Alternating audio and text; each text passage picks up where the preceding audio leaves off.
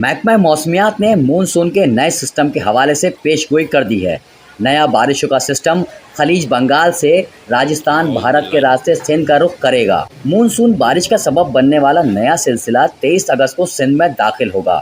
System کے تحت دیہی سندھ کے اضلاع میں 23 اگست کی صبح سے بارش کا امکان ہے۔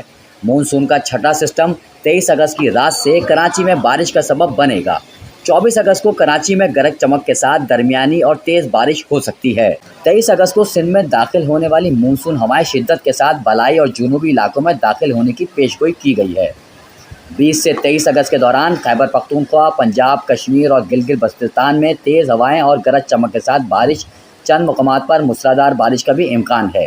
23 اور 24 اگست کے دوران سندھ، جنوبی پنجاب، جنوبی اور شمالی مشرقی بلوچستان میں بارش اور بعض مقامات پر موسلادھار بارش کی پیش گوئی کی گئی ہے۔